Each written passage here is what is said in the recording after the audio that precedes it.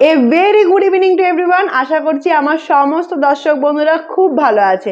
একদম এনার্জি নিয়ে এই ভিডিওটা বানাতে বসেছি, কারণ আজকে তো সুখবরের ওপর সুখবর রয়েছে। 30শে জুলাই আজকে আমাদেরকে পে স্লিপ দেওয়া হয়েছে অনলাইনে RSS অ্যাপে, যেটা তোমরা আমার আগের ভিডিওতে দেখে নিয়েছো। তার সাথে চেন্নাইয়ের কিন্তু সেকেন্ড প্যানেল বেরিয়ে গেছে।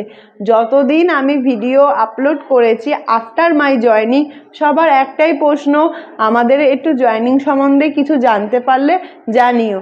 এবার সেইভাবে তো কিছু জানা যায় না, কিন্তু আমরা যখন সিনিয়র সেকশন ইঞ্জিনিয়ারকে জিজ্ঞাসা করছিলাম, ওনারা বলছিল যে আগস্টে আর কি নতুন ক্যান্ডিডেট যারা আছে তাদেরকে ডাকা হবে। ফাইনালি সবাই আসছে।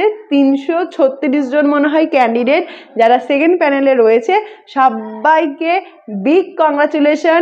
যারা ICF এ আছো সবার সাথে দেখা হবে, অনেক হই হুল্লোড় হবে।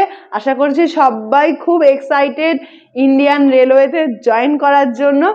আমারও খুবই ভালো লাগছে যে সেকেন্ড প্যানেলটা চলে এসছে, এবং যে যে ডিভিশনে বা যে যে জোনে এখনো প্যানেল আসেনি তারা একটু ওয়েট করে যাও, খুব তাড়াতাড়ি সব জায়গার কাজই চলছে।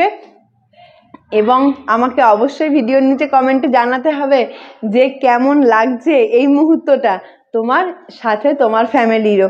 আজকে তো দেখলাম আমাদের ICF এ জয়েনিং এসছে, SR এর যত আর কি পার্টগুলো আছে সেই জায়গাতে সমস্ত ক্যাটাগরিতেই মোটামুটি জয়েনিং চলে এসছে। আমাদের মেশিনিস্টে তো 48 জন ক্যান্ডিডেট আমরা এইবার মানে ফার্স্ট প্যানেলে যারা ছিলাম তাদের আর কি ট্রেনিংটা শুরু হয়ে 1 মাস হয়েও গেছে, এবং সেকেন্ড প্যানেলে দেখলাম আবার সেই 48 জন না 50 জনকেই ডেকেছে ICF এ। খুব ভালো লাগছে আবার তোমাদের সাথে দেখা হবে বলে। তোমরা সবাই জানো যে এই ইউটিউব প্ল্যাটফর্মের জন্যেই অনেকেই আমাকে চেনে। টেকনিশিয়ান তো 9000 জন হয়েছে, কিন্তু অনিন্দিতা কুণ্ডুকে এই ইউটিউব প্ল্যাটফর্মের জন্যই অনেক মানুষ চেনে এবং সাথে প্রচুর ভালোবাসা দেয়। আশা করছি তোমাদের এই ভালোবাসাতে আমি আরও দূর এগিয়ে যেতে পারবো। আরও একটা সুখবর দেওয়ার আছে তোমাদের সাথে। আমি খুব তাড়াতাড়ি তোমাদের জন্য একটা কোর্স আর কি চালু করতে চলেছি, কারণ বুঝতেই পারছো যে এইখানে না অনেক ধরনের আর কি মানে সেটেল হতে একটু তো টাইম লাগবে। এবার মোটামুটি ঠিক আছি। এবার আমি ভেবেছি যে এইখানে আমি বসে থাকতে তো পারবো না, যেটা আমার লক্ষ্য ছিল সেটাকেই এগিয়ে নিয়ে যাব। তোমরা অনেকেই জানো না যে আমার সাইকো হয়েছিল 15 তারিখে, আবার আমার আর কি পরীক্ষার সময় মেমোরিটা উড়ে গেছিলো, তাই আমার এক্সাম আছে। এক্সাম হওয়ার আগে কিংবা পরেই আমি এটা শুরু করব। আশা করছি তোমরা এখানেও আমাকে অনেক অনেক সাপোর্ট করবে, এবং আবারও সবাইকে বিগ কংগ্রাচুলেশন রেলওয়েতে জয়েন করার জন্য। আশা করছি আমার মতো যারা যারা ট্রেনকে ভালোবাসে, যারা ট্রেনকে প্রচণ্ড পরিমাণে শ্রদ্ধা করে, তাদের জন্য নতুন জীবনটা খুবই সুখদায়ক হবে। এবং যারা আর কি নতুন জেনারেশন আছে 2025, তারা আমাদের মতো মানে প্রার্থীকে দেখে আরও ইন্সপিরেশন পাবে নিজেদের ভালোবাসাকে নিজের করে তোলার জন্য। চলো আজকের ভিডিওটা তাহলে এখানেই এন্ড করছি। সবাই কিন্তু খুব ভালো থেকো, সুস্থ থেকো, এবং নিজের লক্ষ্যের দিকে একদম 100 কিলোমিটার/আওয়ারে এগিয়ে চলো। এখন ওই 8 ঘন্টা মতো হয়েছে, বাড়িতে আসতে আসতে পুরোপুরি 5:45 বেজে যায়। খেয়ে দিয়ে নিয়েছি, ভিডিওটা আপলোড করতেই ছাদে আসা, কারণ এখানে আর কি অনেকটাই 5 Mbps 7 Mbps এর নেট পায়, তাহলে অনেকটাই তাড়াতাড়ি আর কি ভিডিওটা আপলোড হয়ে যায়, সুবিধাও হয়। একজন বলে না যে প্রকৃত ট্রেন যে ভালোবাসে তার সব সময় ট্রেন দেখতে ভালো লাগে। আর আমি এত সুন্দর একটা জায়গায় রয়েছি ভিল্লিভাক্কামের, একদম এই জায়গাটায় আমি এই দেখো পেছনে এই জায়গাটা হলো স্টেশন। এমনকি এই যে সাদা বিল্ডিংটা দেখতে পাচ্ছ না, এটা কিন্তু স্টেশন মাস্টারের রুম, যেখান থেকে আর কি সব কিছু অপারেট হয়। কিছুক্ষণ পর পরই শুধু ট্রেন যায়, আর নিজেকে মানে খুব ভালো লাগে দেখতে। ট্রেন আর কি যারা দেখতে ভালোবাসে তাদের মানে ঘন্টার পর ঘন্টা তুমি বসিয়ে রাখো, তারা শুধুই ট্রেন দেখবে, বিশাল ভালো লাগে। আর জানো এই জায়গাটার ওপর দিয়ে বন্দে ভারতও পাস করে, যেহেতু এটা ভিল্লিভাক্কাম রয়েছে।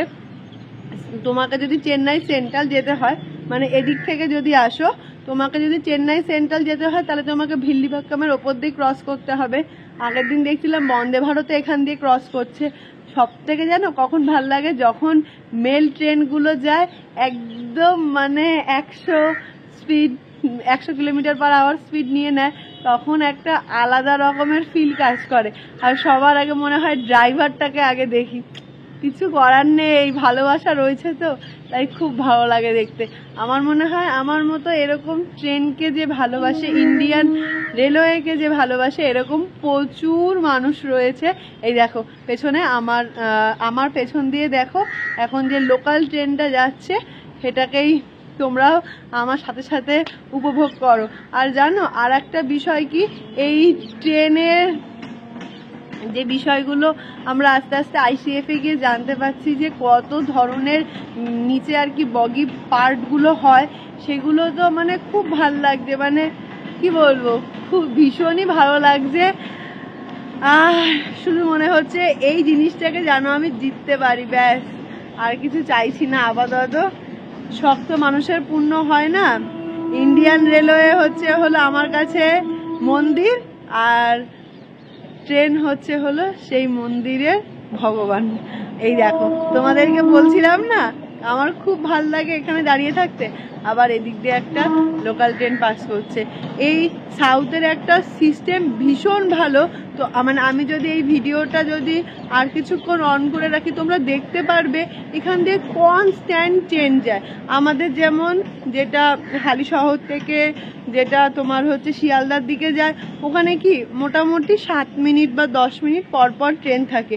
এখানে তুমি বলতে পারো 3 মিনিট পর পর ট্রেন পাস করে, এতটা আর কি কম গ্যাপে ট্রেন থাকে।